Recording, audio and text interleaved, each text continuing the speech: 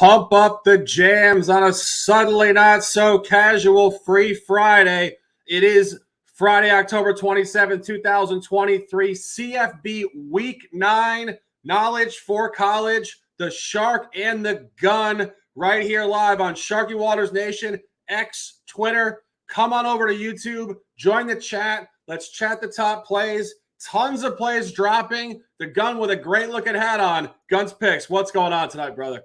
Man, feeling good, feeling great. Listen, we gave two college picks last night. What happened? 2-0. Bang, boom, pow. That's how you got to start the week, and we're going to be actually continuing this momentum into Saturday. I can't wait to go into this card and delve into the picks. A lot of picks from not only myself, but the Shark, who loves the card this week. So let's get into it. Let's dominate. Let's go.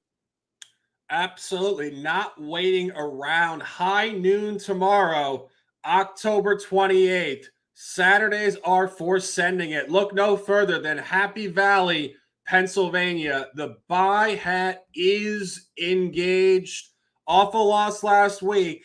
A tight one, a heartbreaker to Ohio State. They come home where they function absolutely great off losses in the James Franklin era. The Gun with the first official of Week 9. So I got to ask the people about this one. When the lights are the brightest, Penn State does falter. However, when they play low-level teams, guess what happens? They dominate because Franklin circles the spread on his little clipboard and knows he has to cover that for the people. Let me tell you why. Let's talk about Indiana here for a second. Versus Penn State. Indiana coming off 3 losses in a row to Maryland, Michigan, and Rutgers. They lost to Rutgers 31-14, minus 36 net yards in that game, minus 1 turnover ratio. They are 2-5 straight up, 3-4 against the spread this season. Penn State coming off that big road loss as everybody watched the game of the week, I guess, versus Ohio State 22-12, losing the net yardage battle in that game, minus 125 net yards, 6-1 straight up, and ATS this season. Now, when you look at Penn State, has been a covering machine. It's other than their last game on the road. At home, they have a very different factor on this one. Plus 43-point differential versus their opponents and plus 298 net yard average at home this season. They are absolutely dominating at home versus everybody that goes into that stadium in Happy Valley. 8-2-1 against the spread at home since 2022 in that regard. Now, Indiana has struggled on the road this season. They have a minus 26-point differential, minus 130 net yard average on the road. This season, all against teams on Penn State's level. You have the Louisville, you have Maryland, and Michigan in that sample size. They are currently 1-6 ATS on the road, dating back to 2022. Now, Penn State knows how to bounce back off losses. Last season, they lost on the road to Michigan 41-17. In their next game, they dominated Minnesota 45-17. They lost to Ohio State at home last year in the same type of position. What did they do in the next game? They dominated Indiana 45-14. So what I'm telling you is Penn State dominates off a loss better than anybody in the country. Also, you got to look at Penn State 6-3 ATS in their last 9 matchups versus Indiana, and Indiana is 2-11 ATS on the road dating back to 2021. So I'm telling you, there is a big line here for a reason. Penn State is going to dominate and steamroll this Indiana team that is just not playing well at all. They are in a full reset mode. I don't even know what they're doing with that program altogether. But guess who's going to take advantage of that? It's going to be Franklin. It's going to be Penn State. It's going to be the Nittany Lions. Take the hat, full hat engaged. Give me Penn State minus 32, 2.5 units special. Love it. Great information there. My guy in the chat cracked me up. I was laughing during that take. It says, all those great hats you have. What is that hat, Shark? And I'm laughing. I honestly am laughing because this is the college fraternity hat, gentlemen. This is CFB Knowledge for College. We're popping bottles. Guns was on the golf course all day hanging out. They were chilling. Right. We're chilling with the certifiable fraternity hat here, having a little fun here. But staying course, my first play on Saturday, week 9. We're going down to Louisville, Kentucky, and we are going home locker room. Louisville first half minus 2.5. That was 118. Not sure what the price is now, but a lot to discuss in this game. Louisville is showcasing full-scale, transparent zigzag. This team is 0-4 ATS on the road or neutral sites, and they are 3-0 straight up and ATS first half and game at home. They're also just coming off of a great situational environment to buy low. They had their worst performance of the entire season in week 7 at Pitt. 38-21. That was the contrarian special. We know a lot of big-bodied people on gambling Twitter had that. Shout out to Kelly in Vegas for her contrarian specials. She got there with that one. 38-21 Pitt. Absolute bottom out point at the back end of the first half of their season pre-bye. Now they get a week off, and they get a great spot against Duke. And you look at Duke. Duke is in an awful spot in this game. Last week, Duke played at Florida State. Potentially, if not confirmed already, the best team in the ACC this year. They came out with a very competitive first half, specifically last week. 20-17 first half win before melting late. And that should tell you the story. Duke left it all on the table early last week. They got beat up late. They had to stay on the road versus a rested team off a brutal loss. This is where Louisville will turn up. This is a strong split, minus 2.5 on a -4. That's 62.5%. That's what we target. Final point on Duke. They are fool's gold on their record. They had 5 of their first 6 games at home. Now they have to go on the road for 4 of their next 5 in conference. By this early, Louisville will come out ready to ball. Minus 2.5. First half, 1 unit. Going back to noon, SEC football, Texas A&M at home, facing off of, against Spencer Rattler and South Carolina, a team we bought 2 weeks ago against Florida. I'm still wondering how they didn't cover that game. But this South Carolina team is very, very lackluster and low this year. And the gun is buying this early week at minus 14, 16.5 now, sharp steam. Yeah, I'm addicted to betting on Texas A&M. I may have to go to meetings. There has to be a Texas A&M anonymous meeting or something like that, because I think this team is great, but they continue to let me down. But in this spot with a number, I think this is a good time to buy on Texas A&M. Let's talk about South Carolina though before we get to Texas A&M. As like coming off into this game, losing 3 straight in conference, 1-5 straight up in the conference this season. And they're off a road loss versus Missouri, 34-12, getting dominated in the yardage battle, minus 132 net yard average with a -1 turnover ratio. But you have to look at Texas A&M. They're coming off the bye. They're well rested and ready for this one. And they're off back-to-back losses to Bama and Tennessee. In that regard, they are 4-3 straight up in ATS this season. Biggest issue for Texas A&M in their losses is not being able to run the ball. Okay, that is all these losses. They have 3 losses this season is just because they couldn't establish the run. Look at Miami. They only had 97 rushing yards versus them, 3.3 yards per carry. Lost the game 48-33. Bama. They only had 67 rushing yards in that game, 1.9 yards per carry, lost the game 26-20. They nearly beat that Alabama team in that spot too. A lot of outliers in that one, but let's talk about them against Tennessee. Tennessee held them to 54 rushing yards, 1.9 yards per carry. They lost the game 22-13. When they average 4.5 yards per carry or more this season, they are 4-0 straight up in ATS with a plus 29 point differential, plus 241 net yard average. Look at South Carolina. They have shown weaknesses in stopping the run, especially on the road. They have given up 5 yards per carry and 204 yards away from Columbia per game. This is a perfect spot to be taking a team that can establish the run with A&M against a weak rushing defense on the road with South Carolina. I was like, also a revenge spot for A&M in this game because they as they had won 8 in a row versus South Carolina going into last year's game, but they lost 30-24 as 3-point road faves.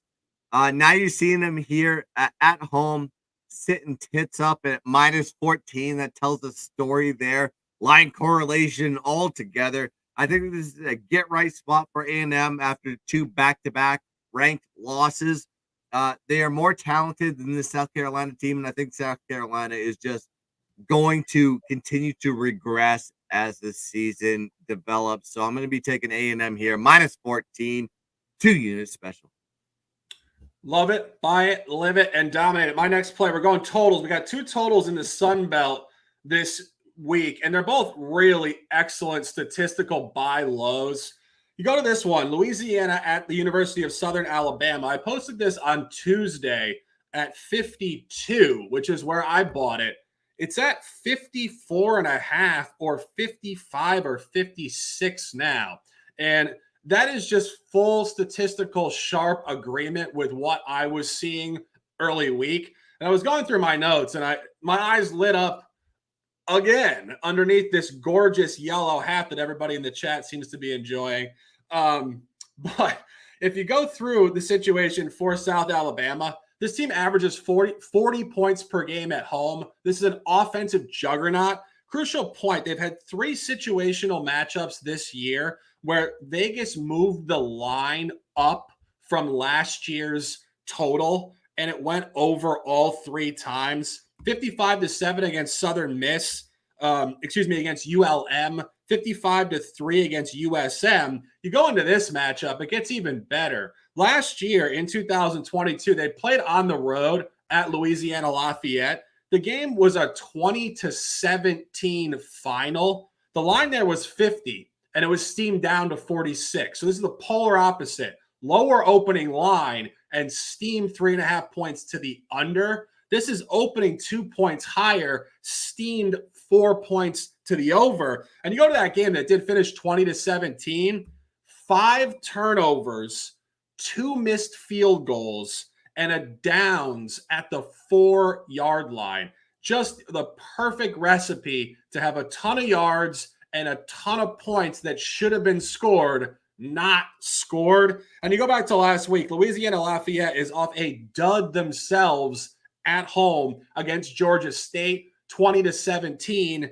They are 3-0 on the road versus the over. This is an all boxes check spot for both teams to score a lot of points tomorrow afternoon. We love this play. We're on it for 1 unit for those of you guys who follow early week for this reason at 52, over 54.5 now. Next play, collaboration play, the first one of the broadcast, 6 p.m., Sunbelt football. Marshall Thundering Herd traveling from West Virginia to Coastal Carolina. This is a big-time spot. The gun jumping off with the commentary. Before I jump off on this play, gotta call out the chat. We have Bob, the Condiment Can. He's in the chat. We got Football Guy 97, Wine Time Sports. Absolutely sharp guy. Go follow him on Twitter. He is an absolute electric dude himself. LVCC. Jose Sierra. I gotta call out Clint Parra. Everybody in the chat. If you ain't in the chat, get into it now and let's have a little bit of a debate. But we are talking about Marshall and Coastal Carolina in this spot here. Coastal Carolina coming off back-to-back road wins against App State and Arkansas State. They are 4-3 straight up and 5-2 ATS this season. Now Marshall coming off 3 straight losses. 2 were on the road. Their last loss was to JMU, a very strong JMU team, on Thursday night, 22-9, where they were dominated in the yardage battle, minus 236 net yards. Now, Coastal Carolina has done well at home this season with a plus 20-point differential, plus 68 net yard average, but they did it against weaker opponents. Let's talk about the opponents they played. Jacksonville State, Duquesne, an FCS opponent, and Georgia State. Now, Georgia State is strong, but guess what happened? They lost at home versus them 30-17, despite winning the net yardage battle with plus 29 net yards. So when they get a step up in level of competition, they do falter, and I think Marshall fits that bill. Now, Marshall is on the road this game and actually performs well on the road.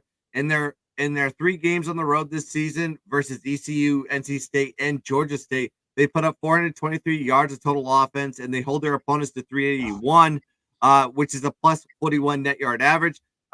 They do have a -2 point differential, but that is due to losing by 8 to a P5 opponent in NC State. And of course, Georgia State, a team that we adore, losing to them by 17 in a revenge spot for that matter, because Georgia State keeps receipts. So take that with a grain of salt in this one, because Marshall is a very good team. So these 2 teams did meet back in 2022 versus with Coastal Carolina beating Marshall 24 to 13 in that game as 2.5-point road dogs. In reviewing this game, though, when you actually look at the box score, Marshall actually won the yardage battle plus 136 net yards in that game, but they had a -2 turnover ratio. Marshall had 8 out of their 14 drives in Coastal Carolina territory, but they only had 13 points. So Marshall was driving the ball very well in that game, but they just couldn't put points on the board. When you look at Coastal Carolina, they had 13 drives in that game, and only 5 actually reached Marshall territory, most of them in the first quarter. And the result of that was 3 touchdowns in the first quarter. And after that, 1 field goal and a punt. Okay, so what you saw was a lot of steam up from Coastal Carolina early, and then Marshall just couldn't keep up on their end. They tried, they just couldn't get the points on this one. Also, you got to look at Marshall. Marshall 7-3 ATS as an away favorite, and Coastal Carolina is 8-13 ATS versus conference opponents. So I think it's the perfect spot for Marshall. I think they get it done here, especially what happened to them last year. So give me Marshall here, -4, 2.5 units special. Complete alignment. And jumping off of what Gunn said, the first 3 plays that I have this week are so specific from teams off a loss last week, really in a great buy low. Guns mentioned it, and he said they played well the last 3 weeks. The crucial point on that, those were their 3 toughest games. At NC State, 48-41, non-cover by a hook on a +6.5. Georgia State obviously outclassed them, and JMU hammered them. Now they get a bye week, I don't know if they get a bye week, irrelevant, but they get to come back off the bottom point of their season, which was an L3 versus these tough opponents. And something that Guns did not mention, which I found to be great, they have a sophomore quarterback, Cam Fauché, I believe his name is. He is 3-0 career on the road as an ATS favorite. And that's very important because books oftentimes in college football don't pick up on guys very quickly, especially freshmen. But when books pick up on this guy and they know when to grade him as a favorite, it's incredibly strong stuff. And we've been talking about this all year with Coastal Carolina. Coastal Carolina was 31-4 over a 35-game sample spanning 3 seasons dating back to the pandemic with Grayson McCall. Ever since he decided he wanted to transfer and came back, it's been tumultuous, to say the least. 4-6 last 10. As Guns mentioned, their wins this year have been largely unimpressive, and they have gotten revenged twice this year in conference. Marshall laid 2.5 at home last year, 4 on the road. It should be coming towards Coastal, not coming up on the road in a supposedly more difficult environment. This is just an absolutely electric spot. We're on this collab. I'm on this for 2 units, 7 p.m., Marshall on the road.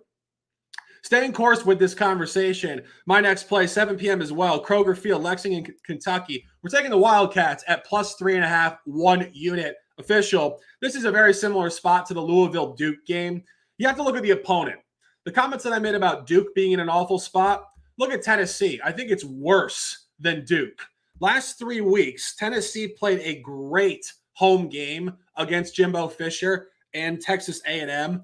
Last week, they played a representative game at Alabama early, got backdoored. Now they have to stay on the road at Kentucky. it's pretty much exactly what Duke did last week. Representative first half, melt late. They won't have much left in the tank for this. And Kentucky is very, very clean this year in ATS reversals from last year. I'm not going to go through it in too much detail. It's a little tedious, but if they did not cover against a conference opponent last year, they are 4-0 this year coming back in the reversal of it. And Tennessee is pretty much doing the exact same thing as well, flip-flopping wins and losses. Tennessee hammered this team last year 44-6.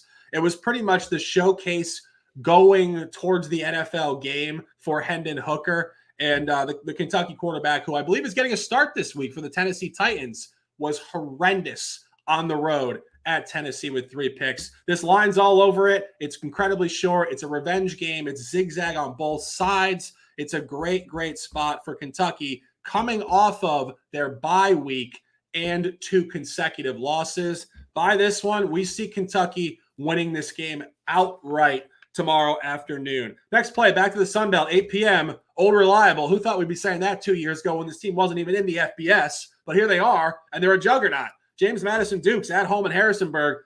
Big time line against Old Dominion. And the Gun switching hats to a beautiful print on a suddenly not so casual Friday evening. I'm addicted to JMU. If Notre Dame decided to cancel their football program, I'm going to be a Duke fan, and not the the University of Duke. I'm talking about the JMU Dukes, and they're playing ODU, and I can't stop tailing this JMU team because they are absolutely electric. It's egregious that they cannot get into a bowl game, but I digress. Let's talk about this game here. ODU coming into this game 4-3 straight up, 5-2 ATS off a win last week versus App State, 28-21 as 6-point dogs. They won the yardage battle in that game with plus 30 net yards, plus 2 turnover ratio. So they are coming off the highs of highs, winning a game as a dog versus a pretty good opponent in App State. But you got JMU coming into this game off a road win versus Marshall on Thursday, 20-9. We already talked about that earlier. But let's talk about what JMU does at home. They perform their best ball. They have a plus 24-point differential, plus 98 net yard average at home. They also have a plus 4 turnover ratio at home as well. They have been putting up these numbers versus some strong G5 opponents too. You talk about Georgia Southern. We took them last night, right? They demolished them. And then, of course, Southern Alabama, they beat them as well. But look at ODU. What do they want to do? They are run-first offense. They run the ball 60% of their snaps with a 4.5 yards per carry average overall. But they're 6.2 yards per carry on the road this season. But put up those numbers versus some what I consider bad rush defenses. They did it with Virginia Tech, which is ranked 104th against the rush. Marshall is ranked 128th against the rush, and Southern Miss is ranked 125th against the rush. Guess what JMU is? Number 1 in the country versus the rush. They only give up 1.1 yards per play if you're running the ball. You ain't running against the JMU Dukes on this one. They are an absolute stout defense, and they also can put the pass rush on you. Let's talk about that one for a second because ODU does struggle against pass rushes. They have given up 37 sacks overall this season, which is a 21.5% sack rate. They are ranked dead last against protecting their quarterback against the pass. And guess what JMU does? They get to the quarterback like dogs. That defensive front is electric. They have put up 34 sacks so far this season with a 12% sack rate. They are ranked 4th in the country at getting to the quarterback. So it is an absolute mismatch on the defensive front and the offensive front of the ODU on this game. These two teams did meet in 2022. ODU got dominated by James Madison in this spot as 7-point road favorites. 37-3 in that spot, plus 265 net yards in that one, plus 2 turnover ratio in that game. Now you see the line getting egregiously stepped up into the -20, -21 situation. It just tells you a JMU story. And this isn't a revenge game for ODU. They are going to get absolutely crushed by this JMU team, and this is this wagon. For now, we need to be taking JMU in this spot. I got them at minus 20, minus 20 and a half, minus 21. Just take this JMU team while you can still get the cash. So I'm on him here at minus 22 units special. Yeah, no doubt about it. JMU made their entrance last year in FBS football, and there's no turning back. This team is an absolute load, as you mentioned. My next play, we're going another total in the Sun Belt. Texas State hosting Troy, Week 9 Saturday. Over 52.5, 1 unit. That is steamed up now to 53.5. Posted early week. 53.5 is fine. This is yet another great statistical buy. There's no way around it. Troy comes into tomorrow's ball game 0-5 versus the over last 5. And I have written down here, buy egregious. And let's go through this very briefly. Their last 2 conference unders, they played a road game at Georgia State. The game finished 28-7 under 50.5. There were 699 yards in that game and 4 turnovers. Even more egregiously, they had a home game in week 6 against bottom feeder Arkansas State. 37-3 under 52. 790 yards in that game. Go to the other side of this. Texas State is 1-3 versus the over in their last 4. So these teams are 1-8 versus the over in the last combined 9 ball games, which is unbelievable given the lack of quality on defense for a Texas State team that does not defend and also paces and tries to score relentlessly with ex-Auburn quarterback TJ Finley. In that sample where they are 1-3 versus the over last 4, week 4, a game against Nevada, the game finished 35-24, under 60. That is under by 1 point.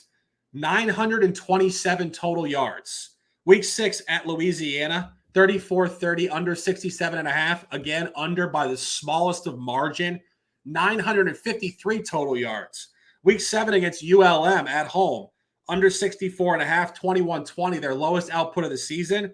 737 total yards. This is one of the most ridiculous statistics I've looked at all year. The last 3 unders that Texas State has had this year, 2,617 yards in those games. That is truly unbelievable. And if you go back to last year, October 15, 2022, Texas State played a game at Troy, 17-14, under 48.5. Same thing I said about the last Sun Belt total. That opened at 48.5 last year, got steamed down to 46.5. This opens 2 points higher at 50.5, steamed up by the same margin. It's incredibly similar to the South Alabama cap. And in that game, 17-14, 699 yards, different QB situation. This is an absolutely excellent buy spot statistically on both sides of the game. 1 unit official over 52.5. Next play, going Pac-12 football, going back to the gun, 8 p.m. Eastern, 5 out west. Arizona State playing a home game against Wazoo. Wazoo seems to have peaked earlier on in the year. They did get the top 15 in the country, cratering down now. Arizona State off a great effort last week, and the gun thinks they can back up success with another effort here. Before I start on this one, we have a celebrity in the group. Shout out to the chat. I have to do a little bit of a razor on that one. I'm working on that impression. I have not perfected it, but that guy is absolutely electric. You have to follow his baseball picks. So if you're not following Razor Sharp Picks on Twitter, you got to do it now because that dude is absolutely electric. But we're here to talk about one thing and one thing only. It's called Pac-12 football at night, 8 p.m. Eastern Standard Time. It's Washington State versus Arizona State. Washington State coming off into this game, losing 3 straight conference games, and they're off a loss on the road versus Oregon, 38-24. Absolutely backdoor covering that game, by the way.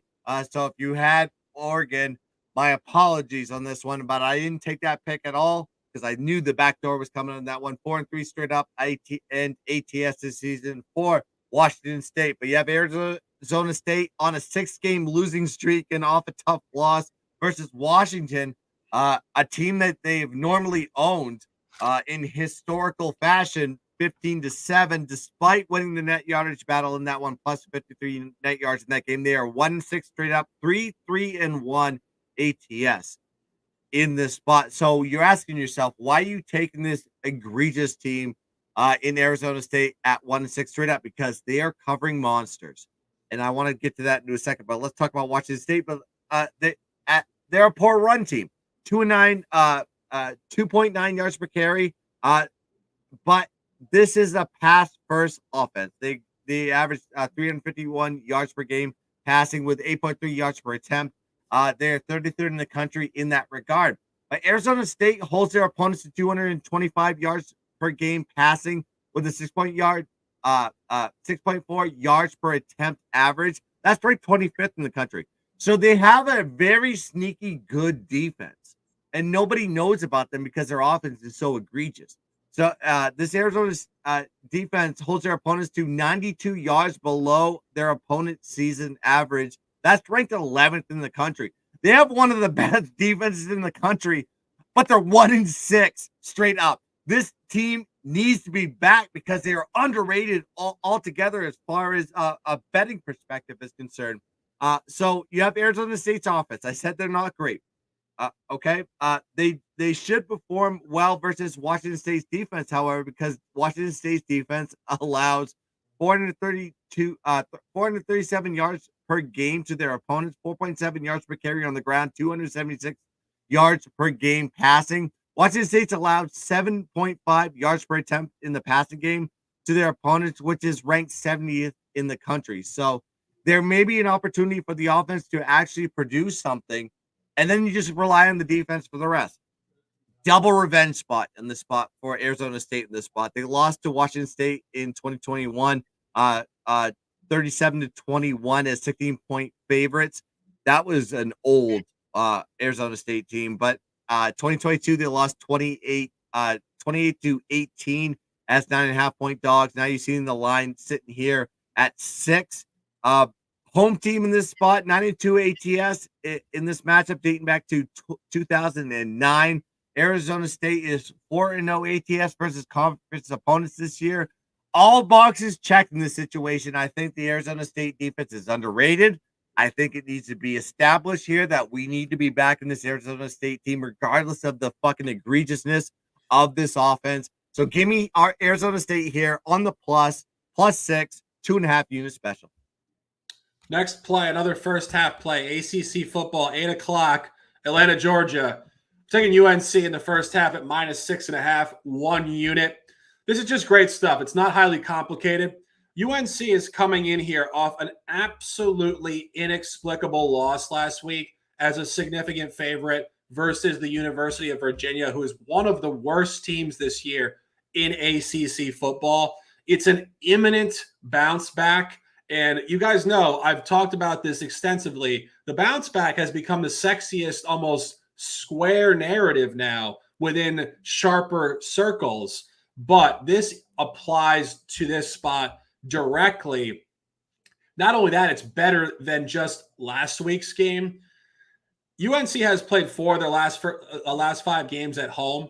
They are 0-2 ATS in the first half, both of the last 2 weeks. 2 weeks ago, in week 7, they did play very poorly against the University of Miami. Took a 17-14 first half loss. Last week, equally as lackluster. Go to the other side of their calendar. UNC is 2-0 ATS in the first half at neutral or conference road game sites. Their only true road conference game this year was week 4 at Pittsburgh. They did come out with it emphatically, 28-17, and cover a -4.5. The split here is very, very heavy. This opened up in most books game -11.5, first half -7.5.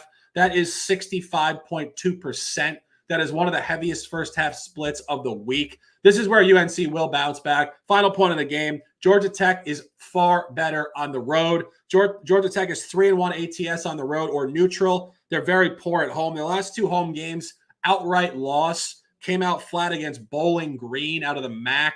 And last week got hammered versus Boston College. To add one final point to this, Georgia Tech also beat UNC last year, so there's added motivation in the revenge game in what was really a surprising home loss for UNC last year. All boxes checked. First half, UNC on the road, 8 o'clock, -6.5. Throwing it back to the gun. Final collaboration play, the late night special, Pac-12 football. Arizona, out of nowhere, surprising everybody with freshman quarterback Noah Fifita, 5'11", short kid, but highly, highly effective. Guns picks, an official at 10:30. Yeah, I think, what was it, off camera, we were actually looking at highlights of him in high school, and that dude is a monster. Absolute electric quarterback on this one. And listen, we're back in Arizona as far as we can on this one, and we're going to back him in this spot here at +3. Let me tell you why. Arizona coming into this game off a bye, so they're well rested and should be ready for this one versus Oregon State, and coming off a big win versus Washington State, absolutely dominating them at 44-6 with a +282 net yard average in that game, +3 turnover ratio. They are 4-3 straight up and 6-1 ATS this season, covering monsters. Now you have Oregon State is coming into the spot 6-1 straight up, 5-2 against the spread. Another team that has been backable all season, but they're also coming off of bye as well. Their last game, they beat UCLA at home 34-24. Despite losing the net yardage battle in that game, -35 net yards in, +2 turnover ratio in that game. Now, Oregon State, while their offense has been clicking with 444 yards per game of total offense, their defense has been a little bit suspect, in my opinion, on this one, especially versus conference opponents. You actually look at the opponents that they played this season. At Washington State, they lost the game 38-35. They gave up 528 yards total offense, which is 103 yards above Washington State's offensive season average. They played at Cal. They won that game Oregon State won that game 52-40. But they gave up 448 yards of total offense to them for 7.3 yards per carry on the ground. Cal put up 49 yards above their season average in that game. Now, UCLA, they, of course, Oregon State did win that game one. I told you about that one. But they put up, UCLA put up 450 yards of total offense in that one, 5.7 yards per carry on the ground. They lost the turnover battle in that one, -2, which was the difference in that game. Then they played Utah, right? They beat Utah 21-7, and they only had a +160 net yard average in that game, and held Utah to 198 yards of total offense. But the outcome was a little bit misleading on this one. It was in the midst of a lot of quarterback issues for Utah, so their offense was a little bit disarrayed. Nate Johnson was the quarterback in that game, and he was 8 for 23 in the passing game. So I really didn't take that game, and I had to throw that out of the algorithm when I was talking about Arizona in this spot. Now, Arizona, what do they have? A great offense. They put up 456 yards of total offense, 5.5 yards per carry on the ground, 72.2% pass completion rate. Their defense is absolutely solid too. They only allow their opponents to 303 yards per game, 3 yards on the ground, and 9% sack rate. So their defensive front is absolutely strong. Their offense is electric as hell. This is a complete balanced team altogether, and I think them playing at home versus a team that normally doesn't play well on the road but is getting better on the road, I think this is a big time Arizona spot here in a big circle game to beat a ranked opponent. Oregon State's ranked 11th in the country. I think Arizona not only covers the spread, I think they win this game. But I'm going to take them on the +3 and take the points in this one. It's a 2.5 unit special for me. Give me Arizona +3. Yeah, jumping off that briefly, Guns with a great commentary of that. Not much more to say, but I will say this. In terms of their functionality on the road, Oregon State, that is, as a favorite, 2 covers, 1 early season at San Jose State, crucial point, -14, and at Cal, crucial point, -7.5. The only other time this year they have been graded at this number, -3.5, it was their only road outright loss at Wazoo. And if you want to use the transitive property, which we don't love, Oregon State lost at Wazoo by 3. Arizona just beat Wazoo 44-6. And as Guns mentioned, this young quarterback has completely flipped this Arizona team very quickly into a juggernaut, if you will. Just going through their games, 31-24 against Washington, super tight competitive game, 43-41 multiple overtime loss at USC. Again, so competitive. And then 44-6 blowout out Wazoo. This is not where Oregon State functions well at all. They're coming off a bye week and a huge win. They're too hot. They're due to crater down. And this is just where you want to continue to buy the Arizona product. Late night special, 10:30 p.m., 7:30 Pacific. Arizona, the Wildcats again. We're back in 2 Wildcats this week, I think for a reason. Winning in the Wildcats, and that is the late night special, a collaboration play. That's the show for this week, ladies and gentlemen. CFP Week 9, Knowledge for College, right here on Sharky Waters Nation, X, Twitter, and YouTube. 7 top plays from the Shark. Louisville first half, 3:30 p.m., -2.5. Louisiana, South Alabama over 52-55. Now that is fine. Marshall -4, 2 units. Kentucky +3.5. Troy, Texas State over 52.5. UNC first half -6.5. Arizona +3.5. The Gun, multiple buy hats. Penn State -32. Texas A&M -14, 16.5. Collaboration, Marshall -4. And that's a great still shot there. I love it. And JMU -20, Arizona State +6, Arizona +3.5. Have a great night. Fridays are for freedom. We'll be on here Sunday morning at 10:30 a.m. The Odds Fellow is coming back into the streets. Already dropped a couple NFL plays. Will be a great discussion. We love the morning show. Love the morning chats over some coffee. Sending you guys all the best vibes. Have a great evening. Guns picks. Close them out with some words, and let's dominate.